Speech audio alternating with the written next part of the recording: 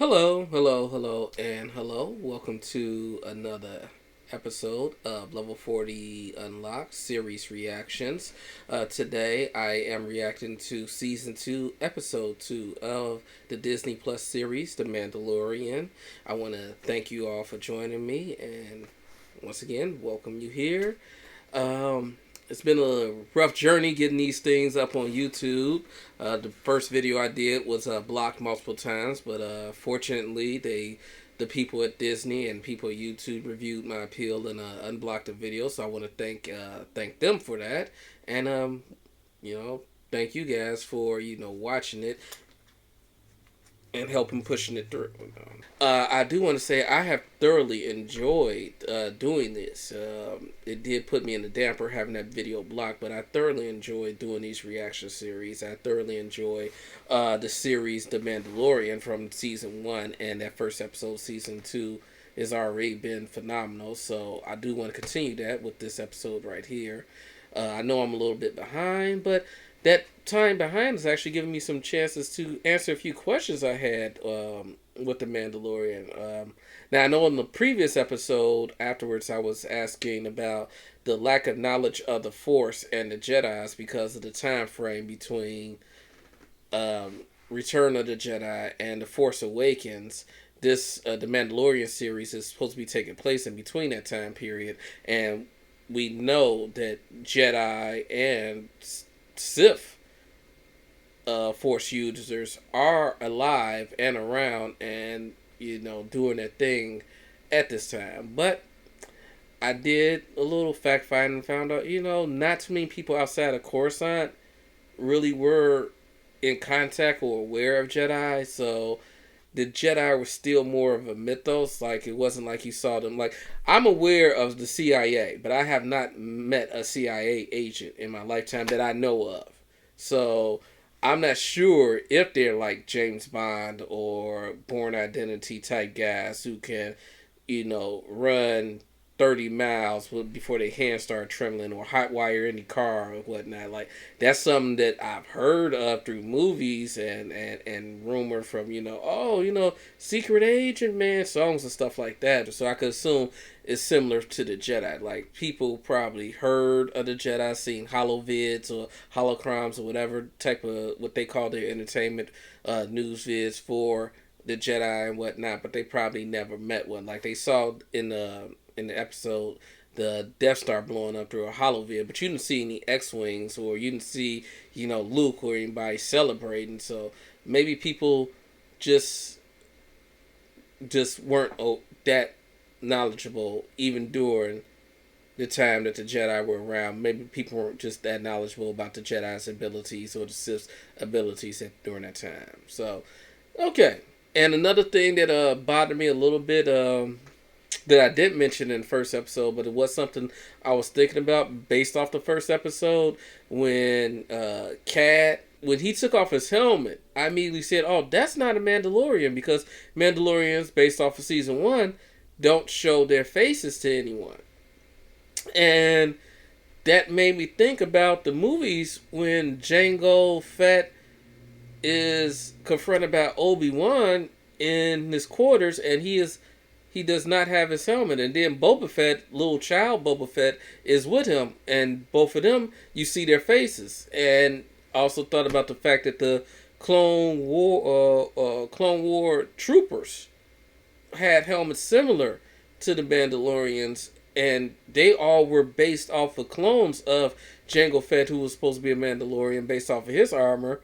So I was like, when did the no helmet thing start applying? Because we've seen plenty of them, except for Boba Fett in the original trilogy. We didn't see him without his helmet, but we've seen other Mandalorians without their helmets.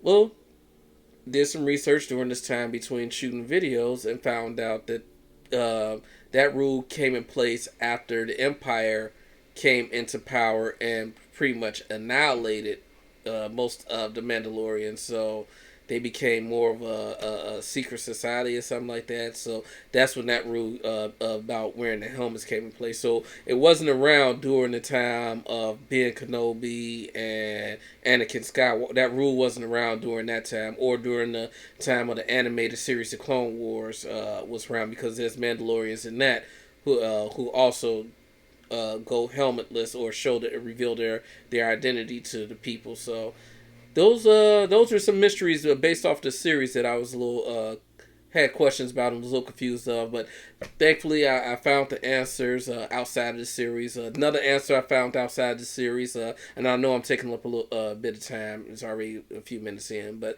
another answer I found out was the Darksaber at the very end of season 1. That is actually a Mandalorian artifact that is supposed to be like the symbol of Mandalorian unity, and like the true the one true leader of the Mandalorians is supposed to be able to wield that. So I'm not exactly sure how a TIE fighter pilot, Empire commander, came into possession of that saber, but that has to be coming up in this season. They have to bring that back. They have to make some mention of that in this season, that's actually a relic of the Mandalorian's people, that and possibly is going to become into the possession of the Mandalore. Hopefully, within this season or the next season, who knows. But enough about what I've learned and the previous season and the last week's episode. You're here for this week's episode. So without further ado, let's jump right into it. I want to say ahead of time, even though this doesn't affect apparently them flagging for copyright or not, but this is not a market substitute. This is the property of Disney Plus. Please use your Disney Plus subscription to watch it on their network. I believe if you're a Verizon customer, you might have access to Disney Plus without even know it. So check that out. But don't use this as a market substitute for that. Watch it on Disney Plus, then come back here and watch it with me, and we could both react to it. You'll be ahead of me at that point. So that's how we should do this. And like I say, with that being said, 1, 2, 3, and here we go. Okay, what do we got here? We got the two sons of Tatooine, and do we have a speeder bike? So that's the Mandalorian still. So we still on Tatooine. Ambush. Don't fall forward. He fell for the oldest trick in the... Oh! That was cool. Oh. Damn it, man. Whoa. Okay, what was that? I don't know what... But he pulling out the heater. Uh-oh. You done gave up the big gun. Mando got some moves on him. He got Ace up his sleeve. Be able to hide from me.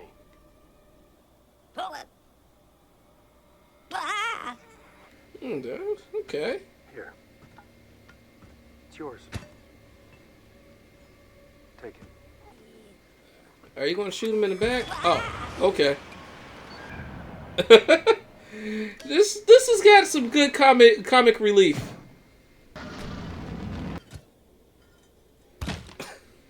I was wondering how it was stabilizing itself and not...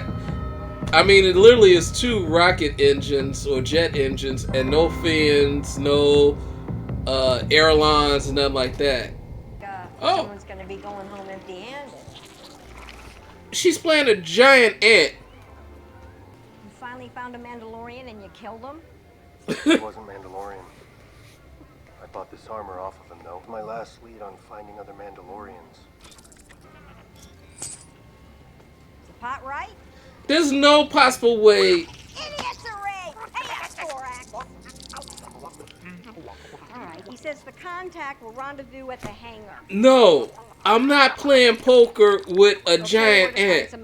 I am as forward thinking as possible, but no. Yes. I'm not doing it. More importantly, did you bring back any of that dragon meat? That cannot be the most efficient way to cook food in the future. Gotta have a... Are they the ones that left Navarro? Don't know. All I know is that the contact will leave. They are pushing the comedy duo thing between them two a little more. Oh, I spoke too soon. What's your spawn? That was funny. Equinox or her line will end. If you jump into hyperspace, they'll die. She said her husband has settled on the estuary moon of Trask in the system of the gas giant Kolibin. Is she sure there are Mandalorians there?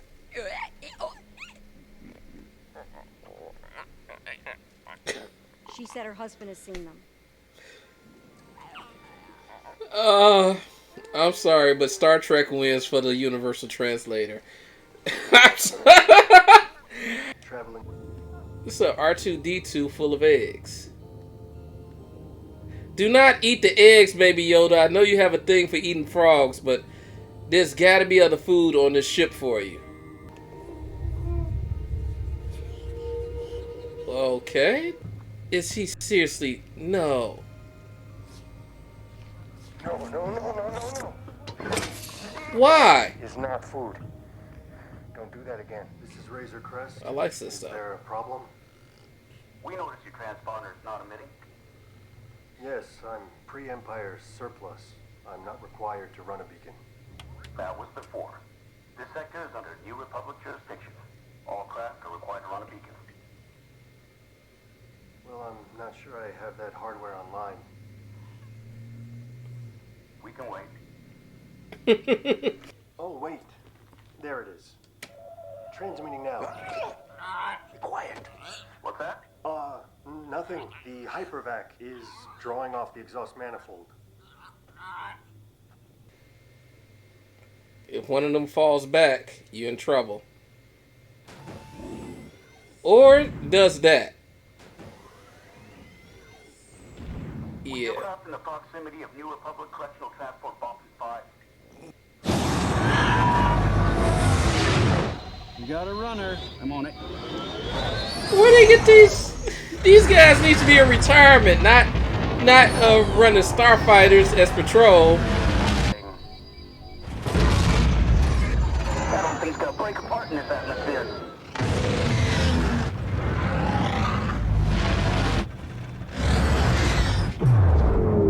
Oh. This episode is more funny than anything. I've gotten quite a few chuckles out of it. She about to give birth to a whole new set of eggs. See the way he flying. And Canyon Run. Come on, Alright. Razor Crest. Don't make us do it. They giving him every chance in the world.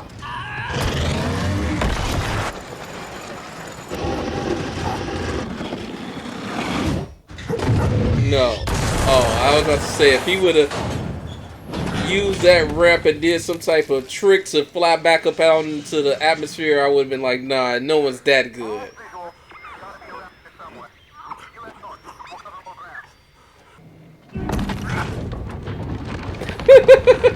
I swear, she looks like such a housewife. I get it that that's what they designed the creature to look like, but they really did a great job with the ascot around her neck. She just looks like a regular person who just gets naked in the middle of a foreign planet. Are these alien eggs? Are these facehuggers? Is this Prometheus? Baby Yoda's childlike curiosity sometimes bugs me. You really are messing with alien facehugger eggs. No. Seriously, those are... now they all about to pop open because you just ate one of their brothers.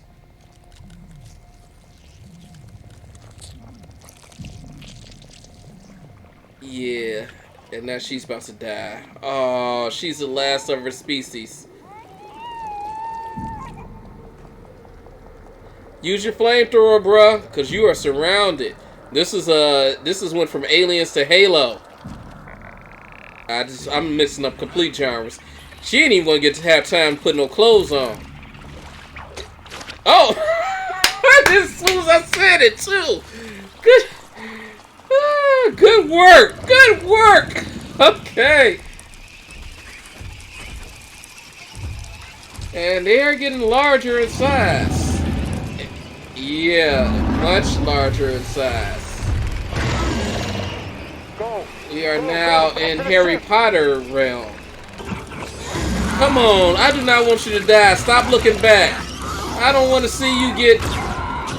Oh! I'm loving this character, man! I'm with it. I was wondering... Oh! Because it went to the blue flame. She is not playing around.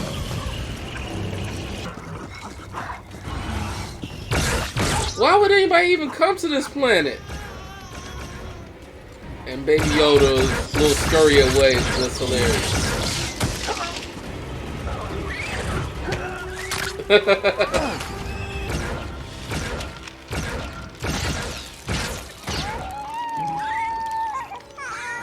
Eat it! Frog Lady is not playing around. She is the MVP of this episode. I was wondering when you were gonna pull that out again. It's your most effective weapon besides bug spray.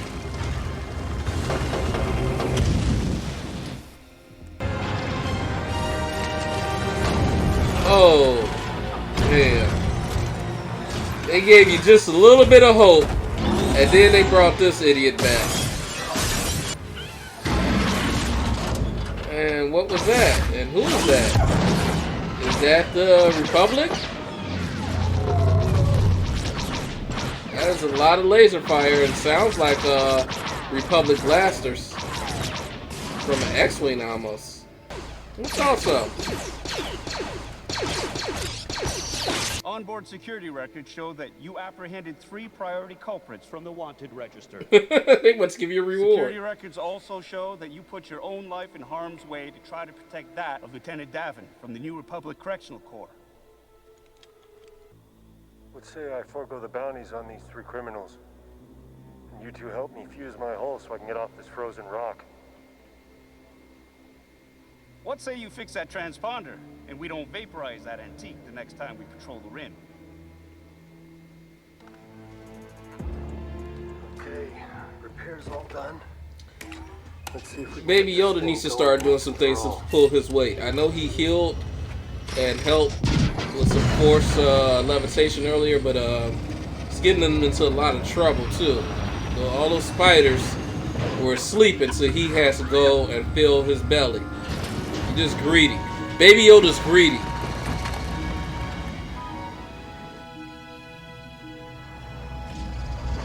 If you don't stop, bruh, greedy ass. That ain't cute or cool. It's the end of her species. Or at least her family line. Maybe not the entire species. Okay, so that was Season 2, Episode 2 of The Mandalorian, the Disney Plus series. I'm going to keep reminding everybody to find that on Disney Plus. Once again, thoroughly entertaining, fun episode. Well, I don't know if the last one was fun, but this one was more fun. Had some scariness to it. Definitely did some genre switching. Callbacks to Aliens or Prometheus, callbacks to the Harry Potters. Like, yeah, those were definitely face hugger eggs, and then they turned into spiders. And, okay. And that's, like I said, a little bit of the Halo elements too. When I think they're not the Brood. The Brood is StarCraft. I think they're the Horde in Halo. But yeah, either way, very cool. I enjoyed that episode. Once again, though, no establishment to the main plot. Like, still, he left Tatooine where there was where the audience, us as the audience, know that there's a Mandalorian there. There's that. I'm going to assume that was Boba Fett without his armor on at the end of episode 1 of season 2, and he was on Tatooine, and our main character left Tatooine to take the Frog Lady to whatever planet that she was trying to get to. I'm sorry, I kind of missed that.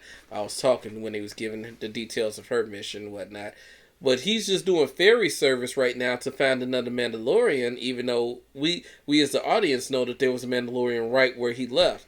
Also, the purpose of him finding Mandalorian is, of course, to get back to the main story of finding Baby Yoda's people and getting Baby Yoda somewhere safe. But we are now 2 episodes into the season 2, and Needle, we have not gotten Baby Yoda any closer to his people. We haven't got Baby Yoda any safer.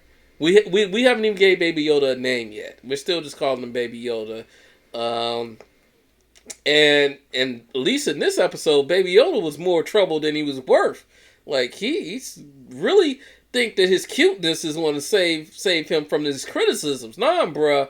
You over here eating frog eggs, eating alien spider eggs. You know, you ain't doing nothing for the team.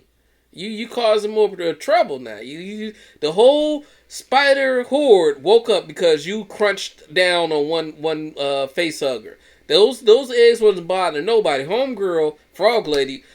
By the way, amazing character design. The eyes, the face, the wardrobe, it brought a sense of expression and likability to the character, and then they even included the CGI scenes, because obviously that could not have been her an actor in prosthetics doing those jumps. That had to be CGI, but it blended so well that you really couldn't notice it, and that was great. But yeah, Frog Lady was in there. They never gave her a name, but she was in the hot springs, had time to put her eggs in the hot springs, take her clothes off, relax, all that, and then wasn't getting bothered by no spiders. Then Baby Yoda come strolling his little tiny butt on up in there, and mad because he can't eat the frog eggs, he goes and eats the alien face hugger eggs. They look like face huggers. I know they never hugged anybody's face in this episode, but they looked like they were face huggers at first. And I'm pretty sure that the writers and directors of this episode knew what they were doing. But yeah, so we didn't get Baby Yoda any closer to his people. We didn't get any closer to finding Mandalorian. We didn't get any more information on what the Empire or the remnants of the Empire are up to right now, or where how close they are, because you know they're still pursuing them. But we haven't seen his pursuers since season 1, and like I said, we're 2 episodes into season 2, still haven't seen them yet, but we know the Empire's out there doing something. Well, I'd like to get at least a glimpse, maybe like a quick 3-minute like segue into them in at least one of these episodes. Hopefully next episode they'll give us somewhat of a glimpse into, once again, why are they after Baby Yoda. I want to believe it's because they know he's force sensitive and they're familiar with the Yoda race, and they believe that if they can make this one a dark Sith Lord, that if that race is just as powerful as the Jedi Master Yoda, maybe a dark Sith version of Yoda would be even more powerful. So that's my guess as to why they're after him. Other could be maybe they're going back to episode 1 Phantom Menace. Maybe they're going to episode 1 Phantom Menace route and thinking that Force is about chemicals or life forms in your bloodstream, midichlorians and whatnot, and they're trying to extract all the midichlorians from Baby Yoda while he's still young, and probably producing them out or something like that. I don't know, and they haven't explained it, and they have not given any details further into it in the season. So I'm finding that a little bit of a drawback. 2 episodes into the new season, after we waited a year, and you gave us that great cameo from a well-known actor that we all know, that I can't remember his name, and the Darksaber and TIE fighters and Empire troops and everything, and then that's where we leave off, and we haven't got back into that yet. So I'm getting a little impatient with that, but even though you're not giving me that storyline, you are giving me great one-off stories. Like, I am enjoying these. This was a great one-off story of the Mandalorian and Baby Yoda transporting a frog lady, to her destination with her precious cargo. Now, one thing I will say about this episode, I found 2 things about the New Republic X-Wing fighter pilots. I don't know if this was intentional or not, but it feels like they're trying to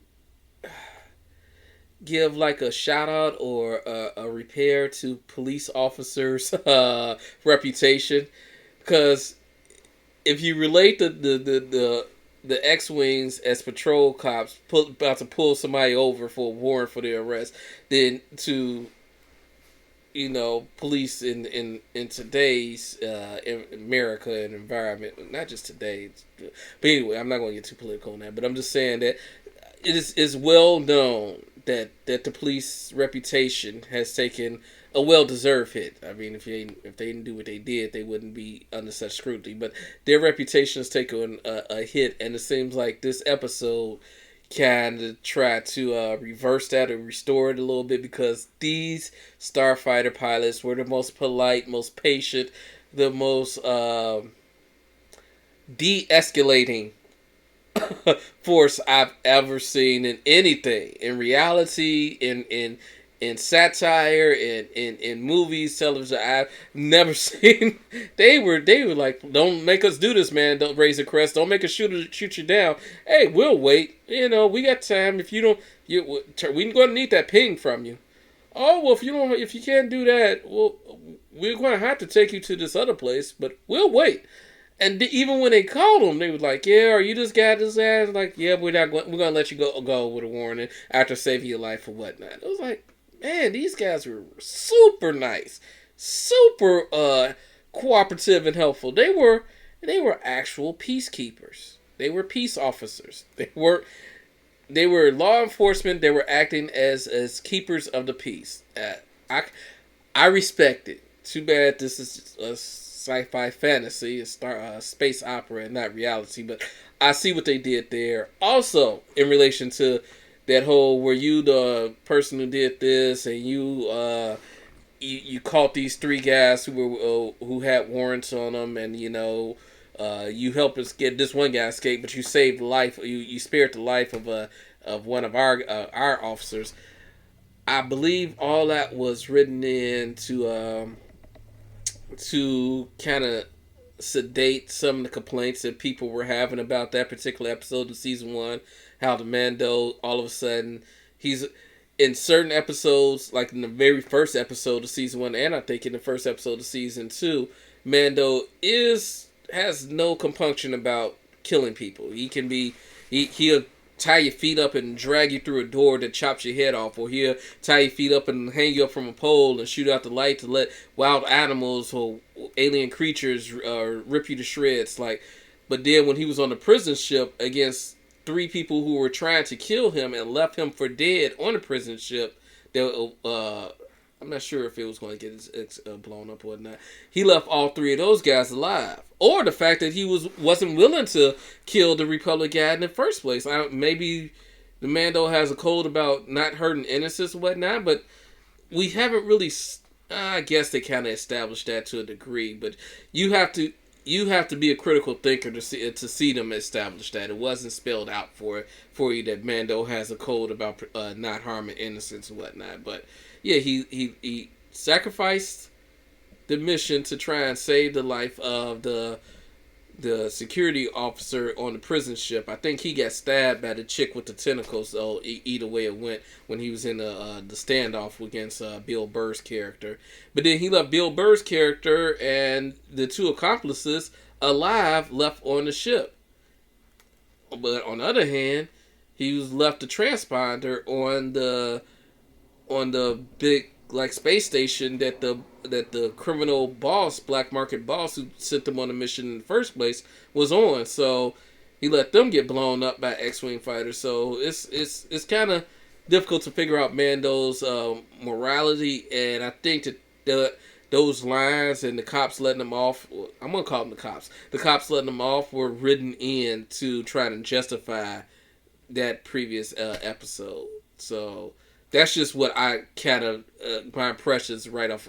When they were speaking and talking, bring that up, I was like, yeah, this is because y'all took a lot of flack about how Mando let those guys live, and how that's kind of should be out of character for him. We want to see him be more ruthless, more, especially since the way he was hunting them down on that prison ship, it made him seem very stalkerish, like a Jason type, Michael Myers. So the fact that they all survived was like, man, though we would have preferred if you would have killed them all. But since he didn't, I'm pretty sure they caught some flack, and this was written in to justify why he did. So aside from the fact that I think that maybe the X-Wing fighters' role in this episode and their patience and their dialogue was kind of written in for other purposes besides just the continuation of the plot of this particular episode. I think it was written in as for ulterior motives besides just storytelling of the episode that we just got through watching.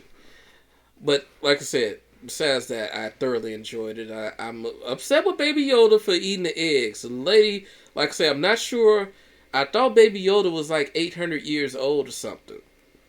So I assume he is of high intelligence, even though he's of short stature, and I would still think that he would have some sense of intelligence. And when the lady was like, yes, when she took control of the vocabulator of the droid and told her story, I would have thought that Baby Yoda would have heard that and be like, okay, I comprehend, I understand. I'm not going to keep eating these damn frog eggs. And it was crazy, before he even went over there to eat the first egg, when he first saw the vat of eggs, and I was like, oh, that's weird that they're approaching him. That might have been him force pulling them closer to him. But the moment he was walking over there, I was remembering in season 1 that Baby Yoda had a thing for eating frogs, like just whole frogs, swallowing them whole. Baby Yoda has a thing for frogs, and we know that real Yoda from Empire Strikes Back was lived on a swamp in Dagobah. I'm not going to try and pronounce the name of that planet again, because I'm pretty sure I got a little bit of the enunciation off, but it was close enough. But yeah, even though that was where he went for refuge, that wasn't his home planet. That was where he went for refuge after hiding after episode 3, Revenge of the Sith. After the Emperor did what he did to him, that's what. But Yoda had any planet he could have chose to hide out on. He chose a swamp planet, which swamps and frogs and other those type of creatures. So I can see that maybe frog type creatures are a delicacy of the Yoda species. But come on, man. Come on. You ain't that hungry because you had food in front of you and you was still looking at the eggs. Like, you had what looked like a chocolate bar in front of you. So, nah. Like, I get it. Yeah, you want ice cream. You want cake. Ice cream and cake tastes better than whatever, let's say, liver and onions was in a, what's the name. But you done had like 5 doggone ice cream balls already. It's enough. They told you no more ice cream. You snuck a couple more after they told you no already. It's a wrap after that point. That's why, spanking.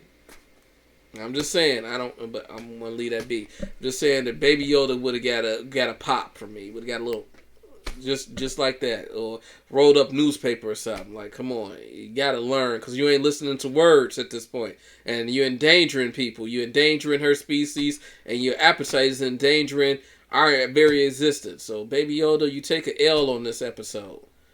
Mando, you gotta start being more intuitive. Like, Homegirl was trying to tell you that there's a limited time amount on these eggs. These eggs got to be kept at a certain temperature and get to this place in a certain amount of time. They're eggs. They're going to eventually hatch. So they got to be where they need to be. And he was just completely ignoring her. He was ignoring Baby Yoda when Baby Yoda was trying to tell him that they were gone. Like, bro, you got to be more intuitive. And also, don't just be leaving people in the cockpit of your doggone spaceship by themselves, or leaving them to roam around like you did that in season 1, your very first episode.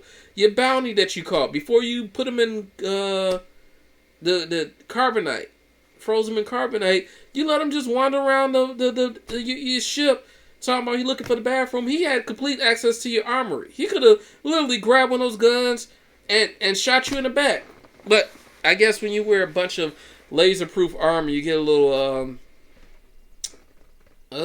I guess, because the Jedis were arrogant. I don't want to call you arrogant, but you get a little arrogant and not too aware of your own safety, I guess.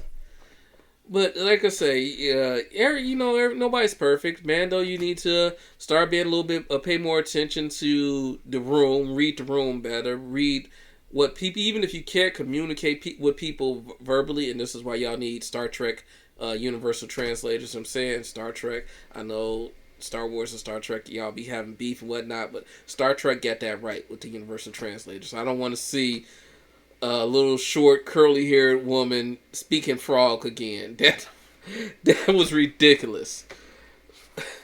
And I don't want to hear words like vocabulator again. That's just such a made-up word. I know all words are made up. Thank you, shout out to Thor. But that's just such a made-up one. But yeah, once again, like I say, good episode. Frog Lady, I've said multiple times, I enjoyed the character design. I enjoyed the motion capture of her doing the frog leap or trying to get out of there. I like when she grabbed her clothes real quick. She had a survival instinct like none other. She was the MVP of the episode. She didn't even have a name, just Frog Lady. But yeah, she was the MVP of the episode. But yeah, with that being said, I want to once again thank you guys for joining me. Hopefully, this provided you as much entertainment as it provided me. I enjoyed the episode. I enjoyed breaking down the episode, and I can't wait to see you guys for the next one, episode 3, which I should be shooting shortly since I am already behind and it has already premiered. So that's what's going to be happening next, and hopefully that one will be released shortly after this one. So until then, I want to wish you all a peace and a bye-bye. Also, before that, don't forget to hit that like, follow, subscribe. Get those notifications. Now, peace and a bye-bye.